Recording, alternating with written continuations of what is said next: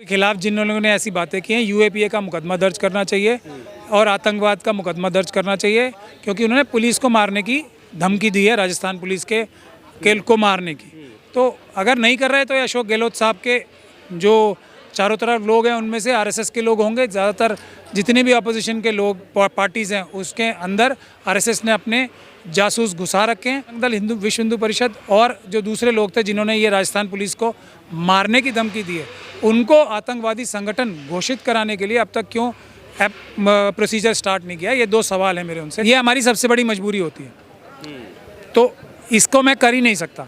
लेकिन जो भी मेरे पास आ जाता है एक बार, चाहे वो फ़ोन के ज़रिए से ही आ जाए, फिर मैं अपनी पूरी ताकत लगाता हूँ।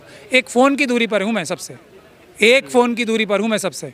हमारे साथ सीनियर एडवोकेट महमूद पराचा साहब हैं। इनसे हमने बात की थी जिस तरह राजस्थान में 2 मुस्लिम युवकों को जिंदा जलाकर मार दिया गया, उस मुद्दे पर बात की थी। अभी एक स्टेटमेंट और भी आया है जिसमें हिंदू महापंचायत ने ये ऐलान किया है सार्वजनिक तौर पर कि अगर दबिश डाली, मोनू मानेसर जो मुख्य आरोपी है उसको पकड़ने की कोशिश की तो जो पुलिस वाले हैं वो अपने पैरों पर आएंगे तो, लेकिन वापस अपने पैरों पर नहीं जाएंगे। तो ये अगर राजस्थान पुलिस ने हमारे साथियों को, उनके परिवार को परेशान किया तो ये स्पष्ट सुन ले, ये बोला राजस्थान पुलिस इस मामले में आएगी तो अपने पांव से, लेकिन वापस अपने पांव से नहीं जा पाएगी।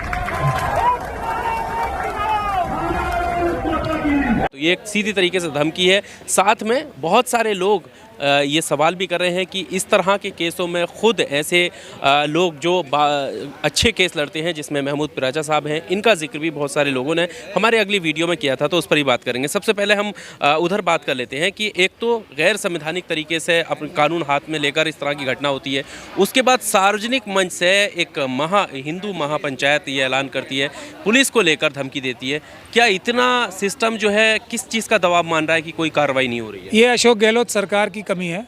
उनके खिलाफ जिन लोगों ने ऐसी बातें की हैं यूएपीए का मुकदमा दर्ज करना चाहिए और आतंकवाद का मुकदमा दर्ज करना चाहिए, क्योंकि उन्होंने पुलिस को मारने की धमकी दी है, राजस्थान पुलिस के को मारने की। तो अगर नहीं कर रहे तो ये अशोक गहलोत साहब के जो चारों तरफ लोग हैं उनमें से आरएसएस के लोग होंगे। ज़्यादातर जितने भी अपोजिशन के लोग पार्टीज़ हैं उसके अंदर आरएसएस ने अपने जासूस घुसा रखे हैं जो मिसगाइड करते हैं। दूसरी बात यह है कि उन्होंने अभी तक बजरंग दल विश्व हिंदू परिषद और जो दूसरे लोग थे जिन्होंने ये राजस्थान पुलिस को मारने की धमकी दी है, उनको आतंकवादी संगठन घोषित कराने के लिए अब तक क्यों प्रोसीजर स्टार्ट नहीं किया? ये दो सवाल हैं मेरे उनसे, जो इस बात को दिखाते हैं कि वो भी कहीं ना कहीं उनके चारों तरफ भी आरएसएस के लोग हैं जो उन्हें अपने हिसाब से काम करा रहे हैं, सही कानून के हिसाब से, संविधान के हिसाब से काम नहीं करने दे रहे। पर इतना साफ तौर पर धमकी देने के बावजूद भी इतनी लचर व्यवस्था कि उन्हें अपने मन पे ठेस नहीं पहुंच रही। कोई आपको अगर गलत बोलेगा आप तो व्यक्तिगत तौर पर जवाब दे सकते हैं, सिस्टम पर सवाल है। आरएसएस के बहुत सारे लोग कांग्रेस में घुसे हुए थे, उनके लंबे एग्जाम्पल्स हैं, उनको भारत रत्न तक मिले हैं जो इन्होंने ही दिए हैं, ये मनुवादियों ने दिए हैं। तो वो उनके चेहरे से नकाब उठे। तो ये समझना चाहिए अभी भी जो राहुल गांधी साहब हैं और जो दूसरे कांग्रेस के नेता हैं, उनको इस बात को समझना चाहिए कि जो उनके चारों तरफ लोग हैं उनकी एक बार इन्वेस्टिगेशन ठीक से कराएं ईमानदार लोगों से। तो जिन जिन के कनेक्शन आरएसएस से डायरेक्ट हैं, और ऐसे तो बहुत सारे लोग उनके साथ हैं जिनके सबूत तो मतलब पब्लिक डोमेन में मौजूद हैं, और वही लोग उनके चारों तरफ नज़र आते हैं, तो वो उनको मिसगाइड ही करेंगे कभी भी। एक ये छल का ना एक बड़ा सिस्टम होता है, कैसे आदमी को अपने जाल में करना है, कैसे लीडर को अपने जाल में करना है, एक पूरा सिस्टम होता है। उसके लिए पूरी आरएसएस का संगठन, मोसाद जो एजेंसी है ज़ायनिस्ट फोर्सेस की, इजराइल की, वो सब मिलके माहौल तैयार करते हैं। एक आदमी को बहुत अच्छा दिखाते हैं लीडर की नज़र में कि देखिए ये कितना कारगर आदमी है, इसने ये किया तो ये हो गया। वो सब एक छलावा होता है, तो उसमें नहीं आना चाहिए। अच्छा, जिस तरह से शुरुआत में हमने बात की थी तो आपने कहा था कि जितने लोग वहाँ पर जा रहे हैं वो अपने फ़ायदे के लिए जा रहे हैं, कोई भी केस सफल नहीं होता है ऐसे।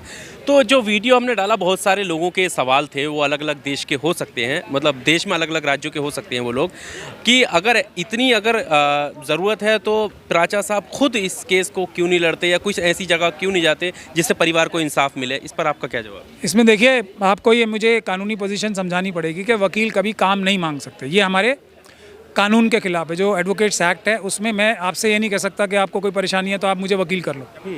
ये हमारी सबसे बड़ी मजबूरी होती है, तो इसको मैं कर ही नहीं सकता। लेकिन जो भी मेरे पास आ जाता है एक बार, चाहे वो फ़ोन के ज़रिए से ही आ जाए, फिर मैं अपनी पूरी ताकत लगाता हूँ। एक फ़ोन की दूरी पर हूँ मैं सबसे, एक फ़ोन की दूरी पर हूँ मैं सबसे, लेकिन वो फ़ोन मुझे आना पड़ेगा जब भी मैं अपनी वकालत।